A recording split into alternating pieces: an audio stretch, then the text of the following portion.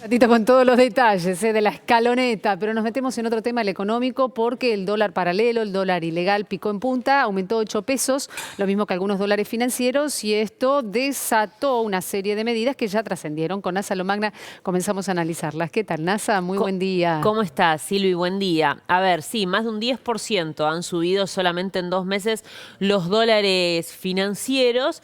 ¿Y qué es lo que está viendo el gobierno? Y por eso vamos a contar esta serie de medidas que va a anunciarle hoy, 8:30 de la mañana, a una serie de bancos importantes que operan en la República Argentina, y se lo van a explicar allí en el Ministerio de Economía. Cuando los dólares paralelos, hablamos del contado con liqui, hablamos del MEP, los oficiales, incluso también el dólar blue, pero este ya es ilegal, aumentan, pasan dos cosas. No solamente se incrementa la brecha con el dólar oficial, claro, lo cual genera una distorsión de precios importantes porque se especula con una devaluación y eso se termina trasladando a los precios de la góndola, sino que además también, como la cantidad de dólares que tiene Argentina para importar, si bien se prioriza para esos insumos, para importar insumos productivos, no deja de ser poca, los importadores terminan muchas veces referenciándose en el dólar contado con liqui, que es con el que operan las empresas. Entonces, por eso se habla del dólar inflacionado. Claro, quiero decir, cuanto más crezca ese dólar, si no tenés dólares oficiales para importar y te vas a referenciar en ese, por ende más caro te va a salir la importación, claro, del bien que necesites para producir. Y si eso sucede, obviamente que después se termina trasladando a la inflación, como ayer bien explicaban funcionarios del Ministerio de Economía, que pasó en enero y que también pasó en febrero.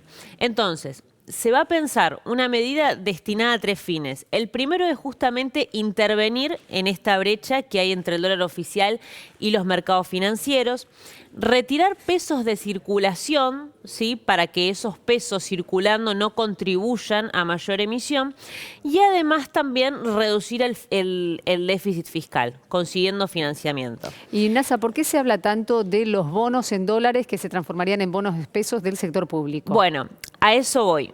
Estos son los 3 objetivos principales. ¿Para qué? Para cubrir el déficit y para bajar la inflación. De las medidas que te voy a contar ahora. Lo que le va a decir hoy el Ministerio de Economía a los bancos es que por decreto, un decreto que tendría que estar saliendo ya en los próximos minutos, se les va a obligar a los organismos públicos que canjeen su deuda que tienen en dólares bajo ley extranjera, o sea, deuda en dólares, por deuda emitida en pesos por el Tesoro. Cambian los bonos dolarizados por los bonos en pesos. Exactamente, papelitos dolarizados por papelitos especificados. ¿Y qué pasa con esos dólares, esos bonos en dólares? ¿Dónde van esos dólares de los bonos? Bueno, a ver, lo que dice el gobierno es nosotros al absorber esa deuda, al canjear esa deuda, hay más o menos 4.000 millones de dólares que, como se han cambiado de dólares a pesos, se absorben y se descuentan, digamos. Por lo cual ahí hay una reducción de deuda en dólares, lo que plantea el gobierno. Por otro lado, lo que se plantea es que se salga a vender deuda en dólares, pero bajo legislación local, al mercado, justamente, para poder intervenir dólares que se utilizan para la operación de compra del contado con liqui, bonos que se utilizan para esto, que los organismos salgan a vender esta deuda justamente para intervenir en el precio del contado con liqui y, como te explicaba recién, bueno, tratar de intervenirla. Es una medida, a ver, que se divide en 2 partes, que es muy técnica, por eso me quería... No, ha sido muy clara la explicación, ha sido clara. Me quería centrar en lo que son los objetivos finales, digamos, para qué se piensa, pero por supuesto que ya generó, apenas se conoció, mucha controversia y polémica, porque hay quienes te dicen, pará, ¿vas a especificar deuda con organismos del Estado? Ahí hay buena parte. Cuando hablamos de organismos del Estado, por ejemplo, hablamos del Fondo de Garantía de Sustentabilidad, del ANSES, plata de los jubilados, digamos, se va a especificar plata de los jubilados. ¿Qué puede llegar a pasar con eso? Y por otro lado, ¿vas a privatizar deuda? Porque, como te estoy diciendo, hay parte de la deuda que se busca vender al mercado privado justamente para intervenir en el contado con liqui y achicar la brecha. Bueno, esa deuda que está en manos del Estado ahora va a estar en manos de los privados.